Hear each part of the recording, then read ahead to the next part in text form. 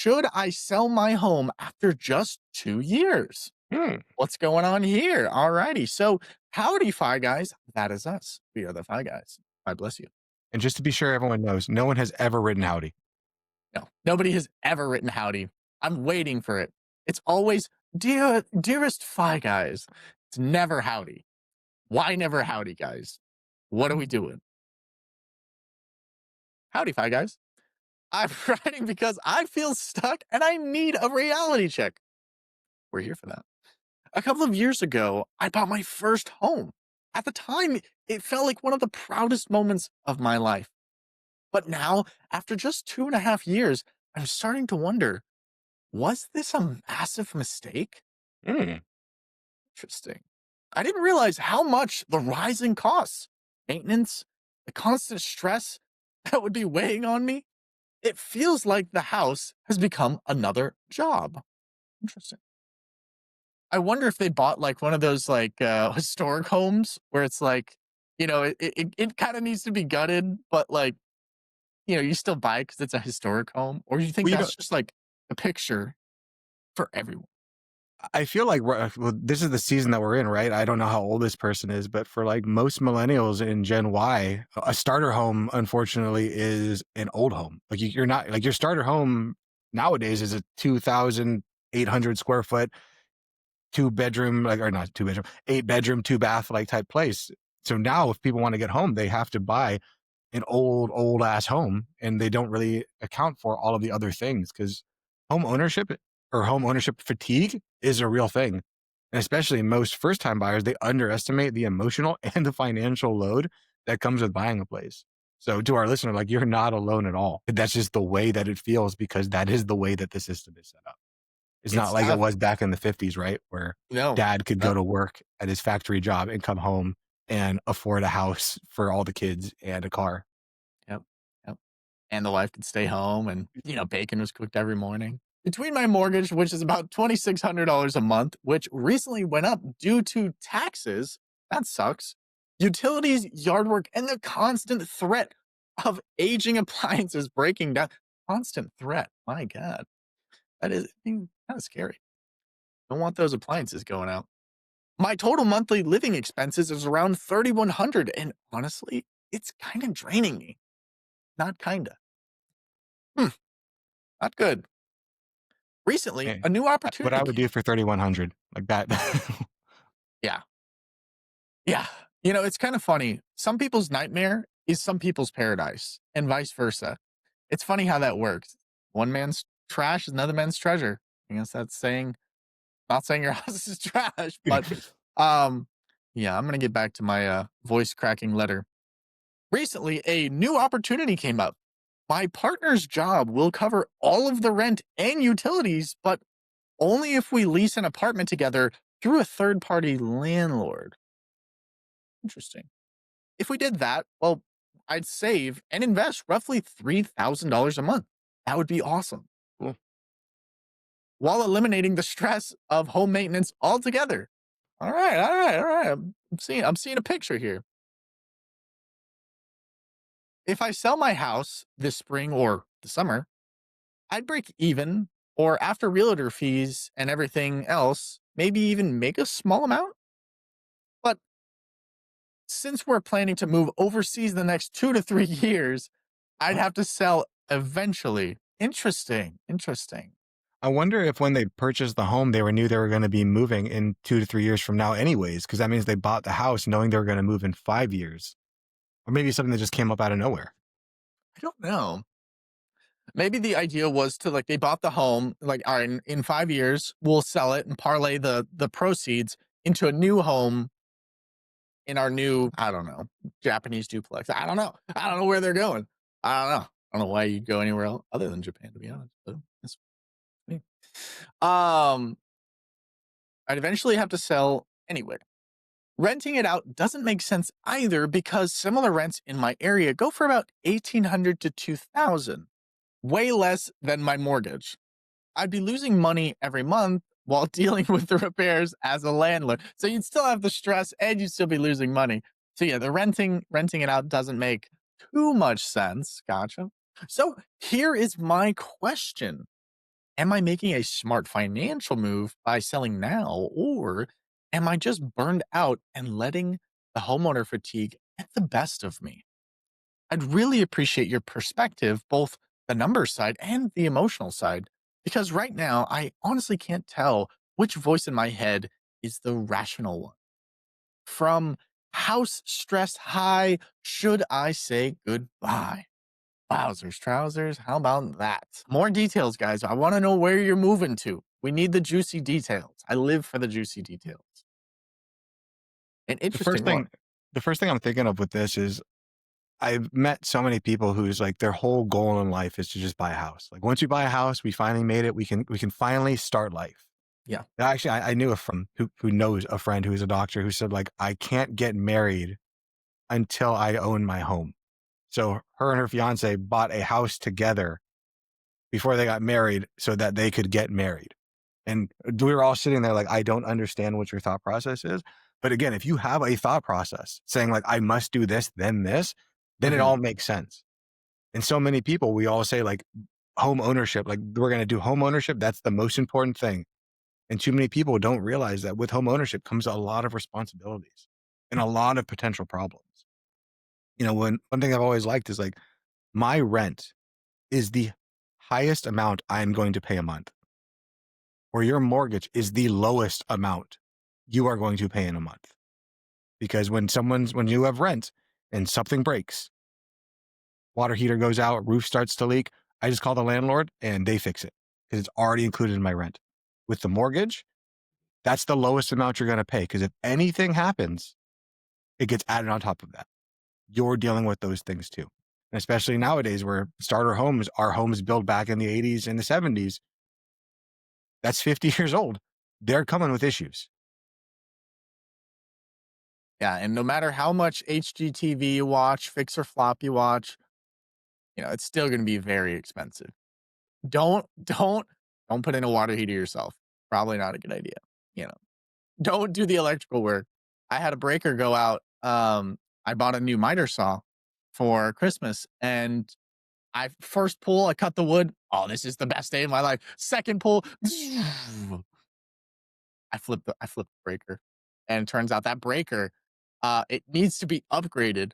And you know me, I'm on ChatGPT, and the first thing ChatGPT says, "Don't do it. Hire an electrician. You will kill yourself. Do not mess with the wire." It's like, all right, yeah. So no matter how much HGTV I watch, I mean TikToks I watch on how to change something, I can do a lot, but can't do everything.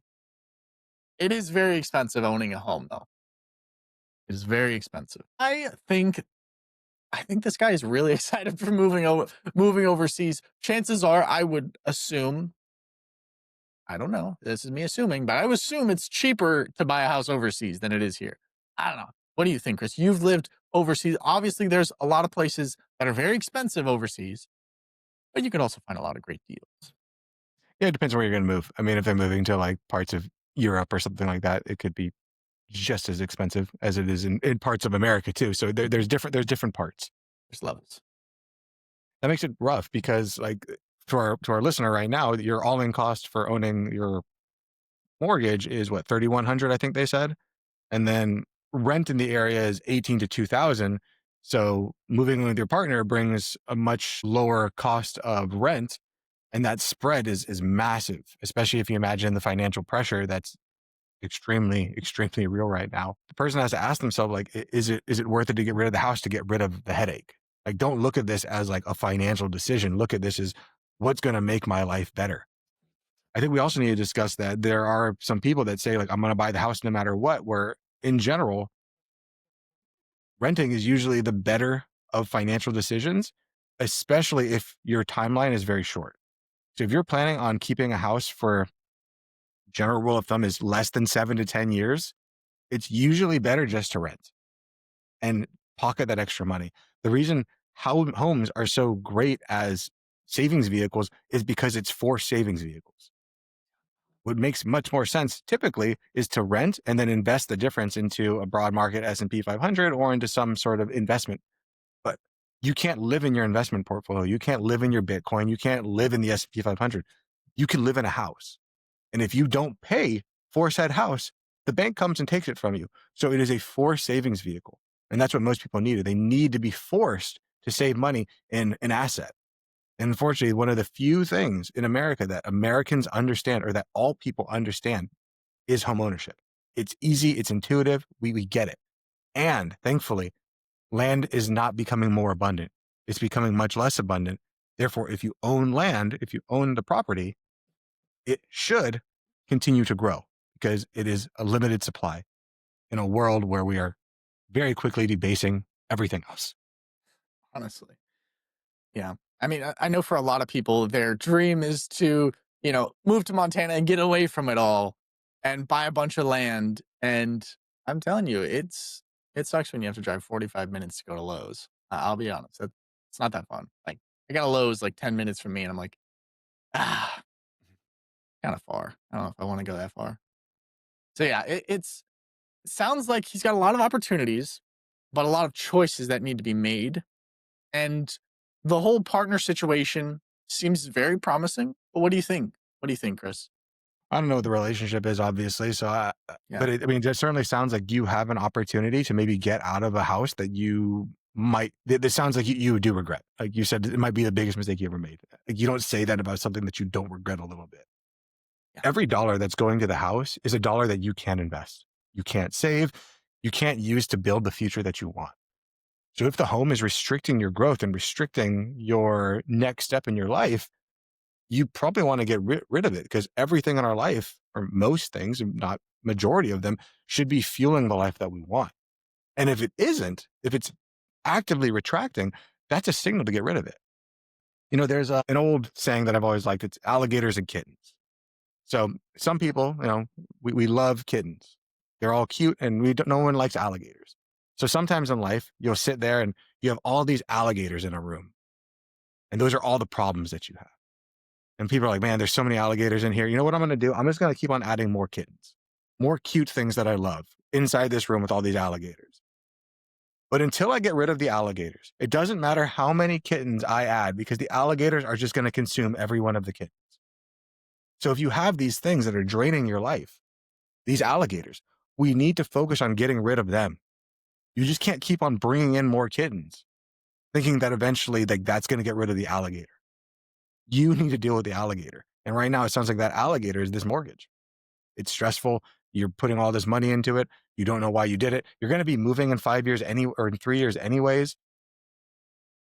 It sounds like right now you have an opportunity to be able to, yeah, maybe downsize by moving into an apartment, maybe renting from somebody else, which in so many people's minds is throwing money away, which it isn't, because you're paying for a service the same way that when I go to a restaurant and they bring me my food, I don't go, oh, I just threw my money away. I could have done this at home. You're getting something for an exchange of value. And that change that you're getting is going to give you, what'd you say, $3,000 a month to be able to invest, to be able to prep for your next move to this next place. Yeah, it might suck that you broke even. And look how great it is that you at least broke even because there are a lot of people that could end up being negative. Yeah. What do you think, Dom? I mean, and he's going to be, if you go to an apartment, he said he's going to be making like you said, 3,000 extra a month. I mean, that's not a small chunk of cheddar cheese over 3 years. That's huge. I mean, that's a great sum of money, whether that's for your retirement, a down payment on another house. Maybe you're done with the houses altogether. Maybe you're just going to go when you travel overseas, you're going to be in an apartment. But yeah, I think that's about as much advice as you can give. At the end of the day, you can't make a decision for them, right? You can only give them the tools, the insight, and kind of act as a sounding board for them. So I Yeah. hope that helps I, make I, the decision. I do think there is something that I see a lot is that people get Mhm. attached, their identity becomes rolled up in homeownership. I think that's the hardest thing to break for some people. It's like, I am a homeowner and now I've made it into this elite class of people that are homeowners. And to think about no longer being a homeowner and going back to just a poor peasant renter makes people like, oh, I can't do it. I have to stay here. And then when you compound that with the emotional strain and the financial strain, it makes people super narrow focused. So like the one thing that I can control is that I'm a homeowner, or at least I'm better than some people. Better, like God, please no, like those are way hard in quotation marks. Like you aren't better than anybody just because you own a home. But those stress, they impact our decision making. They impact our relationship. They impact our health, our work performance, everything. So when you have this feeling of being burnt out, of being, I don't know if I got this home, that is a signal from like a more intelligent version of yourself that's saying like, we are unaligned here and we need to do something to get around it. Because selling the house is not running away from your problems. It's not running away from your identity. It's choosing more alignment from who you actually want to be. Your values and your lifestyle have shifted. And that happens in life. And just because your values and your decisions, your lifestyle has shifted, that doesn't mean that you're a failure. Good financial decisions happen when you live your goals and you let your money work the same direction as you're going. And right now, it seems like the house is pulling you away from those things. So if selling gives you the time, the peace, and the flexibility, and more importantly, the savings to be able to move overseas in a few years, then it's not a loss. It's actually a really big win disguised as just a hard decision. And life is made up of a series of hard decisions that you get to look back on and say, oh, wow, I made the right choices. I made the hard decisions so I can live an easier life rather than making the easier decisions every time, which set me up for a very hard life. You get to choose. How do you want to suffer? How do you want to suffer? This video podcast is sponsored by Monzon Wealth. The content in this podcast is for informational purposes only and should not be considered financial advice. We do not endorse specific products or services. Past performance does not guarantee future results.